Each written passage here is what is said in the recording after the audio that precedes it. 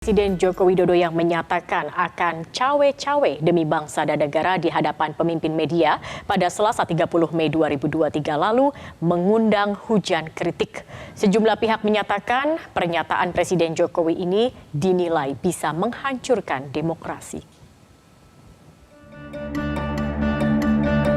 Secara terbuka di hadapan sejumlah pemimpin media Selasa lalu, Presiden Jokowi mengatakan akan cawe-cawe dalam pemilu 2024. Jokowi beralasan dirinya tengah mengupayakan Indonesia menjadi negara maju, termasuk untuk memastikan berlanjutnya kebijakan strategis nasional seperti pengembangan ekonomi dan pembangunan IKN.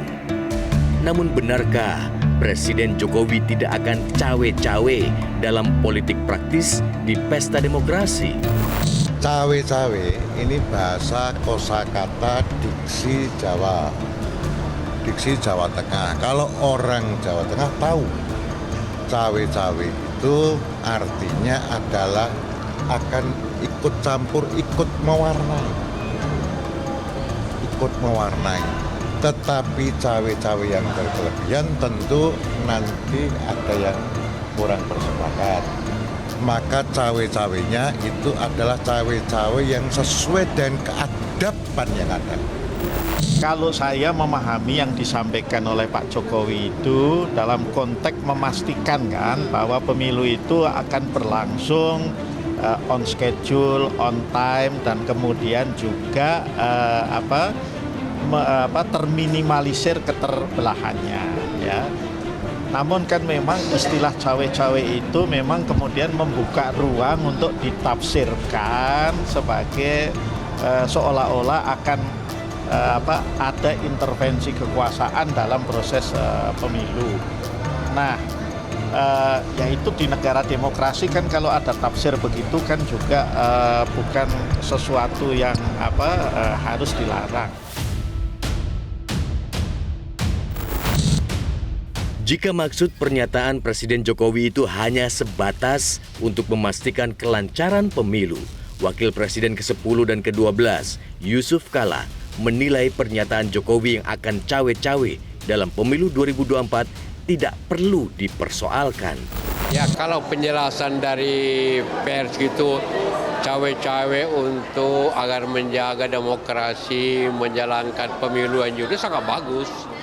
Jadi kita harap itu tentu dapat dilaksanakan dengan baik kalau ingin dengan apa yang dijelaskan ya oleh terakhir untuk agar demokrasi berjalan dengan baik, agar pemilu jurdil, itu tentu kita dukung.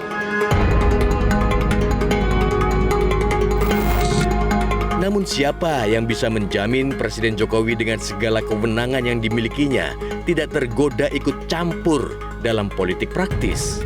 Presiden jangan merasa sok tahu, apalagi merasa menjadi pengawal utama proses pemilu. Biarkan rakyat mengambil perannya, biarkan para ketua umum partai politik membuat ijtihad. Presiden pastikan pemilu berlangsung luber dan jurdil. Tidak perlu ada skenario 1, 2 pasang, 3 pasang, biarkan. Ngalir saja. Setiap zaman itu ada orangnya. Pak Jokowi fokus saja untuk husnul khotimah. Diksi cawe-cawe yang dilontarkan Presiden Jokowi yang dengan alasan ingin memastikan pemilu berlangsung jujur dan adil dinilai multi tafsir dan punya banyak makna. Ya, pertama menarik sih sebenarnya Mbak Zakia, kita akhirnya diminta menjadi penafsir apa yang disampaikan Pak Jokowi. Ada yang bilang konteks cawe-cawe adalah memastikan pemilu berjalan langsung, baik, ya, tertib, disiplin, dan tidak ada partisannya. Tetapi di sisi lain kan kita juga memaknai kenapa Pak Jokowi sangat disayangkan tidak pernah mengucapkan statement yang sangat berkelas.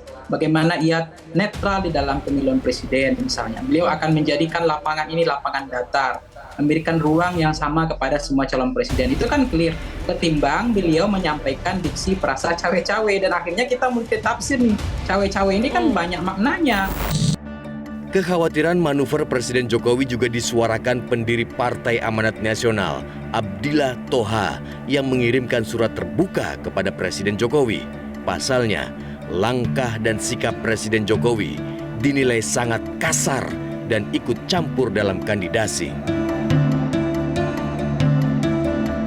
Saya kira hanya orang yang bebal yang tidak bisa mengatakan bahwa move Pak Jokowi belakangan ini mungkin sudah beberapa bulan ya, atau hampir setahun, itu sangat kasar, tidak seperti orang Jawa, ikut campur.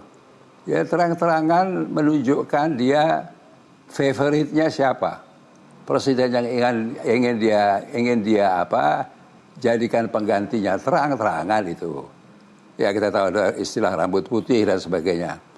Kemudian belakangan saya tidak tahu persis latar belakangnya apa, mendukung Prabowo. Barangkali dia lebih tenang dengan Prabowo karena Prabowo itu mantan militer, dianggap tegas dan sebagainya. Nah banyak sekali lah ya, banyak sekali move ya. Umpamanya lagi move mengundang partai-partai politik ke istana,